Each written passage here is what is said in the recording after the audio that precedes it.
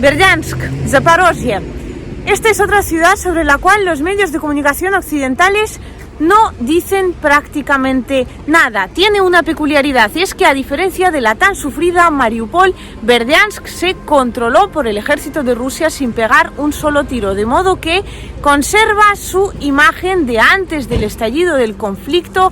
Adjuntaré imágenes que he grabado desde la ventanilla de mi coche mientras la iba recorriendo, y es que los medios de comunicación occidentales, cuando te hablan de las regiones donde recientemente se han celebrado referéndums para anexionarse al territorio de Rusia, lo que te cuentan es básicamente que la gente aquí votó obligada y que hay una vasta presencia militar en la ciudad, de modo que el ejército ruso tiene completamente atemorizada a la población. Es un viernes por la mañana, no hay mucha gente, hay algunos paseando y disfrutando el paseo marítimo, pero la gran mayoría de la gente ahora mismo está trabajando. Voy a darme un paseo por el centro de la ciudad, que es donde estoy básicamente, para que veáis la imagen de la impresionante represión que se vive aquí. Esto tiene que empezar a trascender todo tipo de límites mediáticos, porque los medios de comunicación occidentales jamás te lo contarán. Ya veis, aquí la gente con niños,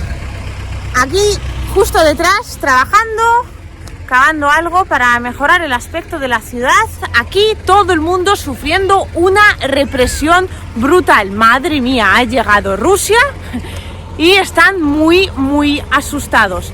Repito, esto tiene que empezar a trascender para que la gente por fin sea consciente que la cantidad de mentiras que les han contado sobre estas regiones, que dicen ellos sufren una represión brutal por parte de Rusia. Y lo cierto es que la realidad de Zaporozhye, República Popular de Donetsk, República Popular de Lugansk y Gerson no tiene nada que ver con lo que los medios de comunicación occidentales han querido contarnos. Здравствуйте. Скажите, пожалуйста, вы как тут? Я просто здесь была летом, а сейчас уже Россия осталась. Вы как к этому относитесь? Да нормально. Серьезно? Можно вам очень короткий вопрос задать? Я была тут в Бердянске в июле. Тогда еще не прошел референдум, ничего. А сейчас прошел. Скажите, пожалуйста, как вы к этому относитесь? К тому, что была Украина, стала Россия? Ну, пока не почувствовали. Разницы пока особо нет. Пока. То есть вы ни за, ни против? Вы ждете? Ну, конечно. Чего-то ждем, да. А чего ждете? Стабильность, конечно, в первую очередь. Ну, чтобы все это закончилось, однозначно. Скажите, пожалуйста, я здесь была в июле. Тогда еще референдума здесь не было. Как вы относитесь к тому, что он прошел? Нормально. Ну, то есть... Я в нем участвовал. А, да? Да. И, то есть, вы голосовали? Да, я голосовал за. А много людей было? Где? На референдуме? Достаточно. Я не считал поштучно, но с моей точки зрения достаточно. Скажите, а вообще, как вот впечатления в городе? Люди, как все вы думаете? Все отлично. Серьезно? Все отлично. Я работаю в электросети, мастером на кабельном участке. Это моя работа. Режим работы положительно меняется, отношение к работе положительно меняется. Я вижу плюс. Ya está empezando a despertarse la gente, ya veis. Muchísima presencia militar. Qué mentirosos, en serio. Qué vergüenza de medios de comunicación tenemos. Здравствуйте. Можно у вас короткий вопрос? Очень короткий. Я здесь была в Бердянске в июле. Спрашивала у людей, как ситуация вообще здесь. И тогда еще референдум не проходил. Сейчас он прошел. Вы как к этому относитесь? Нормально относимся. Мы за Россию. А много было людей на референдуме? Да. Серьезно? Да. Мы за Россию. А Потому почему? что мои родители и бабушка, и дедушка воевали. Дед похоронен в Ленинграде, а второй дед в Мелитополе. А вы боитесь? Кого боимся? Просто вы так ушли с кадра. Не знаю, вы у меня не спрашивали разрешения можно? на съемку, поэтому вы не я хотите? не знаю, для каких целей вы снимаете. У меня блог для Испании. Сейчас, понимаете, столько вранья, и то, что вы снимаете, потом куда это пойдет, это, Ну да. неизвестно. Я понимаю. Я могу вам сказать свое имя. Я никогда ничего не вырезаю, никогда ни у кого ничего не перебираю. Сейчас Может- такое время, что как-то тяжело доверять. Поэтому... Мы за Россию. Мы рады, что мы вернулись сюда, в Россию. Ну, не на Украине. 200 получать пенсии. Это А сейчас лучше пенсия стала? Ну, 10 тысяч дают, и получим еще. Благодаря Путину. Благодаря ему. И все дети рады, что мы в России. У меня внук и то рады. Он сирота. И рады. Спасибо большое. Пожалуйста. Bueno, como podéis ver, aquí se ha juntado muchísima gente y todos ellos dicen que están a favor de Rusia. La gran mayoría no quieren que les grabe y esto es curioso. Están a favor de Rusia. Ellos intuyen que yo soy alguna periodista de Rusia porque normalmente pues los que vienen aquí hablando en ruso, ¿no? Son periodistas de Rusia. Ahora ya saben que soy bloguera de España y la gran mayoría se muestran en general bastante cautelosos a la hora de dar cualquier tipo de entrevistas. Dicen que los medios luego tergiversan sus palabras para que parezca que la culpa de todo es de Rusia y que la gente aquí no quiere estar con Rusia para nada. De verdad, repito, llevo muchos reportajes sobre esta gente y sobre las regiones recién anexionadas a Rusia y en todos ellos prácticamente, tras hablar con la gente y tras escuchar sus miedos a que mintamos constantemente, incluso teniendo sus testimonios y terminemos cambiándolos para que parezcan algo que no son. Repito siempre, hay mucho de lo que pensar aquí. Y la imagen del periodismo occidental da tremenda pena y tremenda vergüenza en lo que se ha terminado quedando. Можно вам короткий вопрос задать? Я здесь была в Бердянске в июле, а сейчас вот приехала в октябре. Здесь в июле референдума не было. Скажите, как вы к этому относитесь? Что была Украина, стала Россия? Ну как не было референдума? Нет, в июле не было. В смысле? Я не помню, когда что это происходило. Ну вы сами вот как к этому относитесь? Ну, нормально. То есть вы не против? Нет. Здравствуйте. А вас можно спросить? Как вы относитесь к тому, что здесь прошел референдум? Хорошо. Серьезно? Скажите, пожалуйста, я здесь была в июле в Бердянске, а тут тогда еще не было референдума. Сейчас он прошел. Как вы к этому относитесь? Ну, то, что была Россия, стала Украина. Наоборот, то, что была Украина, стала Россия. Я понимаю все так, как есть. А как есть? Ну, правда, что война, плохо, что люди гибнут. А так, в общем-то, жизнь нормальная, мне так кажется. Она не изменилась жизнь, ну, с момента, как Россия здесь? Пенсионеров изменилась, работа, ну не знаю, у кого как. Кто-то потерял работу с украинской властью, кто-то нашел с российской, не знаю. Ну, то есть в целом ситуация нормальная, можно сказать? Ну да, если не считать, что война и люди гибнут, в общем-то, да. Ну, здесь, в городе, я имею в виду. Да. Она всегда была нормальная все время? Ну, поначалу, как война началась, непонятно было, что и как, а так, в общем-то, все нормализуется. То есть вы не против того, что Россия здесь осталась? Нет. А, ну, последний вопрос.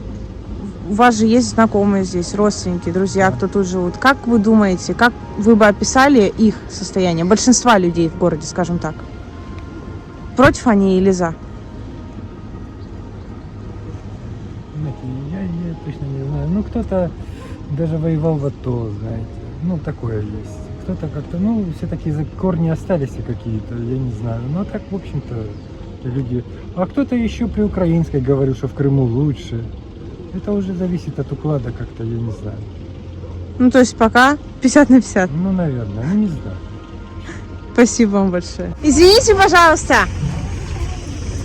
Женщины, красавицы, можно у вас вопрос? Пожалуйста.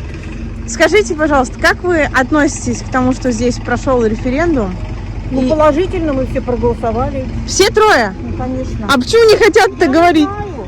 Ну, я бегом просто спешу, у нас подключают газ. А, все, Да, да. удачи. Здравствуйте. Извините, пожалуйста, можно вас спросить? Спрашивайте. Я здесь была в июле. Тогда еще не было референдума, ничего. А сейчас, ну, вроде как говорят, Россия осталась. Хотелось бы узнать, вы как к этому относитесь, жители Бердянска? Ну, как мы относимся? Ну, вообще, вот потому что здесь сейчас была Украина, стала Россия. Понимаете, в чем дело? Мы еще не знаем, кто мы на самом деле, поэтому никак не относимся. Ждете? Мы ждем результатов, окончательных результатов, вот тогда будем и разговаривать. То есть что сделают? Да, что будет, мы не знаем. Нам лишь бы, чтобы не стреляли, и чтобы мирно все жили. Нам все равно, что будет. Лишь бы нам было хорошо. Спасибо вам большое. Пожалуйста. Можно вам вопрос задать? Скажите, я здесь была в июле в Бердянске. Тогда референдума не было. Сейчас он прошел. Вы как к этому относитесь? Положительно, Вы ходили? да. А много у вас знакомых, кто еще ходил? Всех проголосовали. ¿Y vas заставляли голосовать? Bueno, esto también me hace mucha ilusión porque voy haciendo como el recorrido que ya hice en verano. Aquí en Berdiansk estuve en julio hablando con la gente y preguntándoles. He de decir que en julio publicaré ese reportaje sin duda alguna para que vosotros podáis comparar ambas situaciones. Estoy en Berdiansk, por fin cerca del mar. Esta ciudad me hacía mucha ilusión grabarla porque es una historia muy diferente a lo que hemos estado bastante acostumbrados a ver en todo este conflicto ucraniano. Berdiansk fue tomada en prácticamente tan solo unas horas. Esta fue una de las pocas ciudades que el ejército ucraniano sencillamente abandonó. Se fueron de la noche a la mañana, dejaron la ciudad sin guardia alguna. Entró el ejército ruso y Berdiansk nunca dejó, por lo tanto, de vivir esta normalidad. Berdiansk es un sitio bastante complicado, es todo un reto porque la población aquí, según me han contado, no es que sea mayoritariamente prorrusa, de modo que lo que me voy a encontrar pues será un grupo mixto, por así decirlo, y veremos pues mixto hacia exactamente dónde. Pero eso sí, quiero destacar una cosa muy peculiar. Ya sabéis que en Europa funciona mucho el tema de la propaganda. Pues bien, Berdiansk es una de esas ciudades que muchas veces ha sido la gran protagonista de la propaganda, en este caso ucraniana. En muchos canales de Telegram con bastante audiencia de Ucrania hacen publicaciones comentando pues la situación en diferentes ciudades a día de hoy ya controladas por Rusia y los aliados. Sobre Berdiansk en particular, lo que cuentan es que la situación aquí dista muchísimo de ser normal. Las playas están vacías, la gente, por miedo por supuesto que sí, no sale a la calle, prefiere disfrutar del aire acondicionado en sus domicilios, de modo que me he venido hasta aquí, hasta Berdiansk, no solo para hablar con la gente, sino también para grabar cómo está la situación aquí, si hay normalidad o no, porque, repito, Berdiansk es una de las pocas ciudades que no tuvo ningún tipo de combates. El ejército ucraniano la abandonó, el ejército ruso entró y la ciudad realmente nunca dejó de vivir una situación de relativa normalidad. Estoy en Berdiansk, por fin grabo con el mar de fondo. He de reconocer que me hace especial ilusión este reportaje. Creo que esta va a ser la única playa que vea en todo este año y no sé si también en el año que viene, ya lo veremos, pero como podéis ver voy a hacer un poco de propagandista de La Sexta. Como pueden ver, las playas de Berdiansk se encuentran completamente vacías, la gente está asustada, metida en sus casas, nadie sale a la calle a disfrutar del agua. Tremendo miedo a Rusia el que se está viviendo en estos momentos en la ciudad. Les enseño la otra plana, que es aún mejor que la anterior.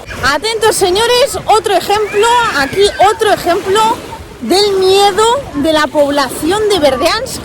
Vemos cómo la gente aterrorizada completamente se tira al agua a ver si llega a nado a la ciudad de Kiev para ser salvada por el héroe de Volodymyr Zelensky de las garras de los peligrosísimos orcos rusos que han permitido esta situación tan dantesca y desoladora. Bueno, bromas aparte, ya he hecho un poco de la parte propagandística. Voy a ver si puedo entrevistar a alguien y a ver qué pueden contarme sobre cómo han vivido la situación aquí en marzo, qué opinan sobre el hecho de que Rusia se haya quedado aquí. Ya hay carteles y pancartas por toda la ciudad con la bandera rusa. Somos una sola nación, vamos a vivir en paz.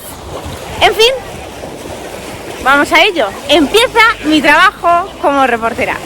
Со мной разговариваешь? Да, с вами. Как дела у вас? У нас очень хорошо. Вы как вообще относитесь ко всему, что происходит? Тебе обалденно. Нет, ну я имею в виду, вот, ну, я журналист из Испании. Хотелось бы вот узнать, Дай как вы Бог. здесь живете. Чтоб вся Испания жила так, как Россия. Да? Да. То есть вы не... Но вы не живете как демократическим этим путем. Вы живете американскими, вот это, европейскими. А мозгов там 0, вот смотри, 0, у всех там, во всей Европе.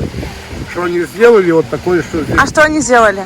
ну, людей, детей поубивали. То есть вы не против, что Россия здесь? А? Вы не против, что Россия сейчас здесь? Здесь Россия. Это российское все. Это Россия. Это все, эта земля вся российская. То есть вы Как Россия за? здесь. Это российское все. Мы обязательно это покажем. Покажите обязательно, Да. меня обязательно. Я обязательно вас покажу. Я вам прям клянусь. По телевидению. Вы как относитесь ко всему здесь произошедшему? Как вообще пережили, ну, события? Страшно очень. И очень давит неопределенность это. А к тому, За что, детей страшно. а к тому, что Россия здесь? Лишь бы не стреляли. То есть вы не берете сказать, за вы или против? Да, я... Вы за мир? Да. Очень хотелось бы вас спросить, как вы здесь пережили события марта? Я переживала их не здесь, а в Мариуполе вместе с парнем. И как? Трудно, очень тяжело было, потому что прилетела в дом соседей, прилетела практически во двор к нам, в наш дом. У нас дверей нет, окон нет. Вот, у моей подруги умерла близкая еще одна подруга. Вот. С собакой было долгое расставание, очень я переживала за нее, она от нас убежала. Умерло много моих родственников, 2 дяди. Тяжело очень пережили. Мой парень был далеко от семьи и тоже очень тяжело переживал это все. А сейчас как вы вообще относитесь к исходу событий? То есть к тому, что здесь Россия остается, вы положительно или отрицательно? Я сейчас не могу ответить на этот вопрос, потому что сейчас мое состояние подвешенное состояние. Потому что вроде как и трудно, вроде как и нормально, но тяжело все.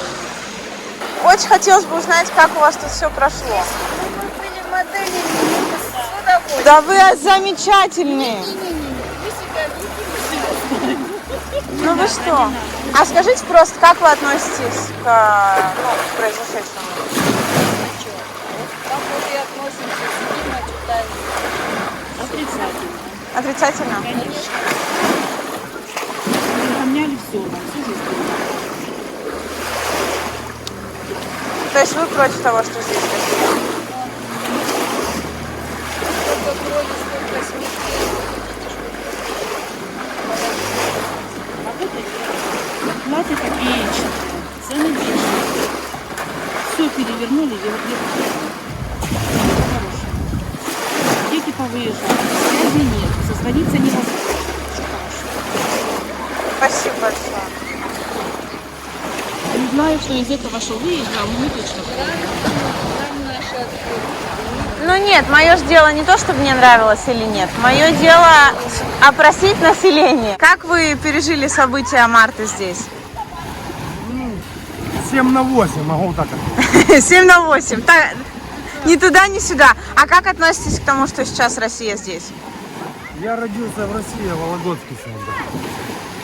И приехал сюда в 90-м году жить. Ну, честно, с деньгами сейчас напряг. Могу к вам, ну, честно сказать. И никто не помогает. А вообще, ну типа надежды какие-то есть или вы предпочитаете? Надежда. На будущее. Да. Не все же время так плохо будет. Наладится? Главное позитив. Не, ну надеемся, что наладится. То есть вы не против того, что они зашли? Ну, мне 41 год, мне уже, если будет налаживаться, у меня уже просто я стариком стану к этому времени. Ну, в общем, надеетесь. Да. Вон, у меня дитё растет. В Испании привет. Андрюшик с Испании, привет. И все. Все, что надо сказать. Как вы пережили здесь события марта? Ну, было... Я вообще с Мариуполя. В подвале была 3 недели. Да ладно, вы Да, с я Мариуполя. с Мариуполя. Я была там в Мариуполе. Ужасно вообще, если честно, думала, оттуда уже живой не выйду, честно. Все входы завалило, выбивали там все. Ну, слава богу, вышла живой. А сейчас как вы относитесь к тому, что здесь Россия? Ну и в Мариуполе тоже, соответственно. Ну, как бы у нас ДНР, не Россия. Ну, ДНР, да. Ну, как сказать, я вообще нейтрально отношусь. Помогли мне выбраться с подвала русские военные. Украинские нет. Поэтому я не могу ничего сказать плохого, но как бы все печально. Город разрушен, работы нету. Ну, то есть вы пока смотрите, как оно будет? Да, пока как себя покажут? Как бы на родной земле, там где родился, там и пригодился, никуда не собираюсь пока уезжать. Но пока более-менее спокойно здесь. А дальше будет видно. Вы как пережили события марта? Легко и просто. Да? Все просто. Вот когда взорвался корабль вообще. Ну, единственный момент, самый плохой. А так нормально. И как вы относитесь к тому, что здесь Россия? Я отношусь к 2012 году хорошо. Мне нравится 2012 год, когда была и Россия, и Украина. Когда все вместе были. Это очень интересно. Сейчас отношусь плохо, потому что украинцы воюют с Россией. Братья с братьями воюют. Это вообще капец. Ну, я честно говорю. У меня половина родственников в России, в Донецке половина родственников. И я не знаю, как это вообще. Плохо отношусь. А скажите, вы к чему приурочиваете то, что случилось? Я даже не знаю, безумие. 17-й год, 1917 год, когда развалилась Российская империя, это тоже было безумие. И сейчас безумие. Это безумие. А война — это последнее дело. Это самое плохое. Представляете, тысячи молодых парней и девчат гибнут ни за что. Просто так, просто так. Хотя можно было это решить в 2014 году одним махом. А как можно было решить? Просто решить этот момент, этого Януковича, предателя, надо было вернуть обратно, я не знаю, как-то. Не дать ему бросить Украину. То есть надо было просто не допустить Майдан до такого? Ну, я думаю, да. Хочу спросить, как вы пережили здесь события марта и как вы относитесь к тому, что здесь Россия? Ого. Вопрос сложный, я знаю, но это просто блог. Ну, блин, Тяжело пережить. Тяжело пережили? Вы меня куда-то выставите, да? Ну, YouTube, если Вы хотите. серьезно? Ну, конечно, будьте звезда. Какая у вас аудитория? А у меня 80 тысяч там. 100 и 100 на Фейсбуке. Вы с Испании? Да, с Испании, да. В двух словах сказать, что работы нету, людей особо нет. Ну, хотите, если вы можете его, мы... Давай ты лучше говори. Не, нас Я меня снимают, а ты говоришь. людей нету, курортного сезона нету. У нас определенно из того, что если деньги остаются летом, они здесь остаются и зимой. Ага. То есть если денег здесь не будет как с лета, то зимой город просто увянет. То есть, да, работы вообще, работой не, да, вообще плохо. Ну, то есть, в общем, я понимаю, да, с работой проблема. Но вот типа, в политическом плане вы как бы против России, за? Относительно, главное, чтобы не стреляли. Лучше бы все было, как оно было, и все. Здесь все свои. Кто бы не был, это мирный город. Ну все, ну нам ничего не надо, ну, главное, чтобы было спокойно, и все. Понятно. Вы за мир. Нафига надо? Зачем это? Как вы относитесь к тому, что Россия здесь? Серьезно? Честно? Я с ДНР, мне нормально все. Да? Ну, наверное. Ну, то есть вы Я такой нейтральный человек. к ДНР относитесь нормально? Нейтрально. Нейтрально. Да, я просто живу и все. Понятно. А вы? Отлично отношусь и к тому, и к тому. То есть и к ДНР, и к России? Да. Если Азов кошмарил? Беспредельничали. А чем беспредельничали? Как? Малолеток щемили, там девочкам приставали постоянно. А с какого это года? С 2014-го, как они только появились. То есть правда? Да. Серьезно? Да. Ты не шутишь? Не, вообще не шучу. А ты с какого района Мариуполя? С Восточного.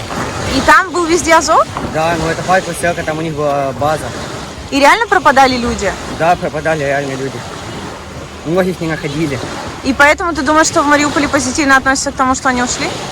Да, я позитивно отношусь к тому, что Азов покинул наш город. Потому что беспредельников нам там не надо. Все, кто хотел, те, кому нравилось, все уехали в Украину обратно. А сейчас остались... Остались те, кому просто некуда, наверное, ехать. Ну да, типа либо нравится, lибо некуда ехать. Bueno, las entrevistas por Berdiansk se están complicando un poco porque noto como una cierta incertidumbre en el aire. Hay gente que se ve que todavía no sabe qué va a pasar con este territorio, si se queda definitivamente con Rusia, si al final termina pasando al lado ucraniano. De modo que intentan no dar ninguna declaraciones que puedan comprometerles de alguna manera igual en el futuro, pero notando así un poco la opinión de la gente, he podido destacar varias cosas. Una, hay muchísima gente aquí de Mariupol.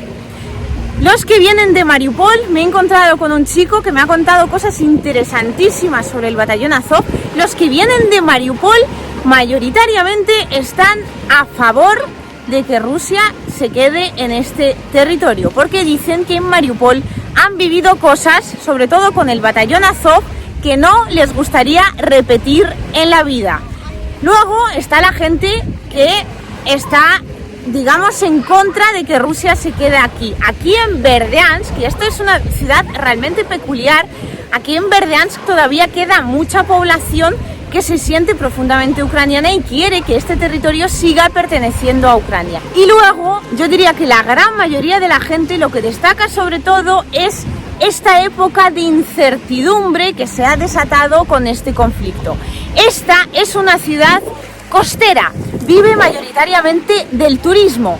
Ahora mismo la situación con el turismo lógicamente está complicada, de modo que en Berdiansk hay menos trabajo y la gente lo que echa en falta sobre todo es que la situación se normalice. Es decir, la opinión mayoritaria que yo he podido palpar pertenece a aquellas personas que, diría yo, lo que quieren por encima de todo es paz y estabilidad. Y el país que les dé paz y estabilidad no es que les importe en demasía. Pueden tener sus simpatías, pero realmente la gran mayoría de ellos se declaran como neutrales, dicen que la política no es que les interese demasiado y lo único que quieren es un trabajo, un futuro y un cielo sin bombas. En julio la situación era bien diferente, es decir, notaba como muchísima más incertidumbre dentro de la población, la gente estaba indecisa y, bueno, teniendo en cuenta que Berdiansk, hay que ser objetivos, no es ni por asomo una ciudad tan prorrusa como podrían serlo Donetsk o, por ejemplo, Lugansk, pues aquí en julio había gente que claramente no estaba para nada a favor y sin embargo ahora lo cierto es que me he encontrado con mucha gente que ha votado en el referéndum y que ya están a favor y los que no lo están, es curioso, se encuentran indecisos pero no reflexionan desde un punto de vista ideológico ni mucho menos radical, sino digamos que han adoptado una postura de lo más práctica. Veremos qué hacen, dicen. Y en función de las medidas que tomen aquí y en función de lo mucho o poco que cambie para bien, esperemos, la vida aquí en Berdiansk, decidirán de forma definitiva si Rusia ha sido para mejor o no. Y lo más importante, repito, lejos de hacer cualquier tipo de planteamiento ideológico, la gente aquí en Berdiansk dice que si su vida mejora, Rusia definitivamente habrá sido para bien.